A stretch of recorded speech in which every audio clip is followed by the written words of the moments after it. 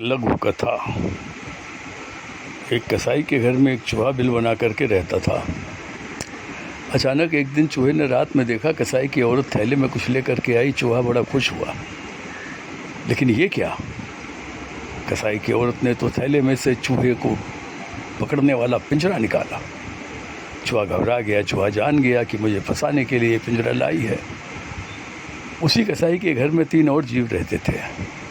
कसाई भाग करके कबूतर के पास में गया, बोला, भैया, ये कसाई की औरत मुझे पिंजरे में फंसाना चाहती है, आप मेरी जान बचा लीजिए, मुझे कोई रास्ता बताइए, मेरे साथ बाहर चलिए, चल करके मुझे संभालिए। कबूतर ने डांट करके उसे भगा दिया। कहा, अरे भाई, मैं क्यों तेरे झंझट में पड़ूं? तू 4 पैर वाला जानवर और मैं उड़ने वाला पक्षी, मुसीबत आएगी मैं उड़ जाऊंगा, जा भाग यहाँ से। हताश निराश चूहा वहाँ से मुर्गे के पास में गया।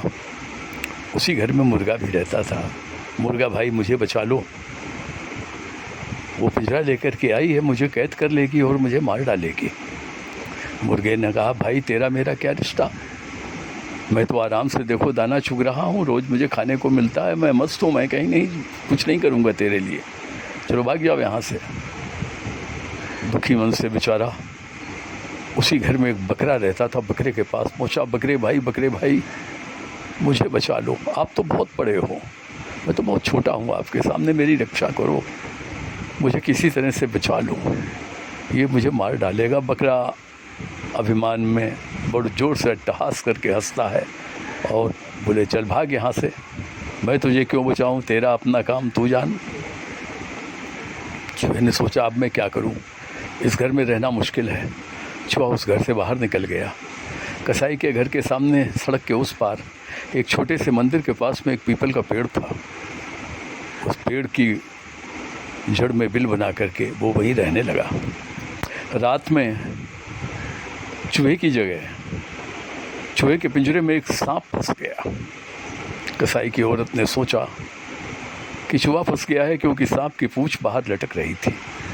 थोड़ा हल्का धुंधला का अंधेरा था। उसने सोचा, सांप को ले जा करके बाहर ले जा करके मैं पिंजरा खोलूँगी और इसे चूहे को बाहर ले जाकर पिंजरा खोलूँगी और इसे मार दूँगी। कसाई की औरत पिंजरे को लेकर के बाहर गई और जो ही उसने पिंजरा खोला, सांप ने डस लिया। अब तो चारों तरफ हाहाकार मच गया। हकीम जी को बुलाया गया। हकीम जी आए, देखा। हकीम जी ने कहा, देखो, दवा तो मैं इनको देता हूँ, ये ठीक हो जाएंगी, लेकिन शर्त ये है इनको कबूतर का सूप पिलाना पड़ेगा। हकीम का इतना कहना था कि फिर क्या था, कसाई के पतीले में कबूतर बेचारा उबल रहा था।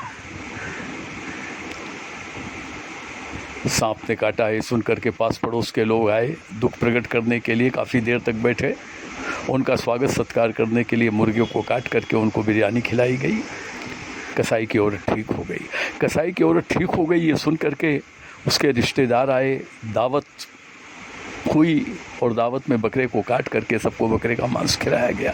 चूहा बाहर बैठ करके ये सब देख रहा था, सोच रहा था, अच्छा हुआ मैंने उस घर को छोड़ कर दिया और मैं बाहर आ गया, नहीं तो मैं भी मारा जाता। अब इस लघु कथा का कहने का उद्देश्य क्या है? चूहा की जान आखिर बच गई, क्यों? इस क्यों का उत्तर ये है, अरे भाई, कभी कभी घर के बाहर भी निकलो। हमेशा घर में ही बंद रहना, कैद रहना अच्छा नहीं है। कभी कभी बाहर निकलना चाहिए, किसी देवालय में जाना चाहिए, मंदिर में जाना चाहिए, किसी वृक्ष के नीचे बैठ करके थोड़ा ध्यान करना चाहिए, घूमना फिरना चाहिए, बाहर के लोगों से मिलना चाहिए। घर में रहने के पश्चात आपकी वही दशा होगी जो मुर्गे की, कबूतर की और बकरे की हुई। इसलिए घर से बाहर भी निकलना सीखिए।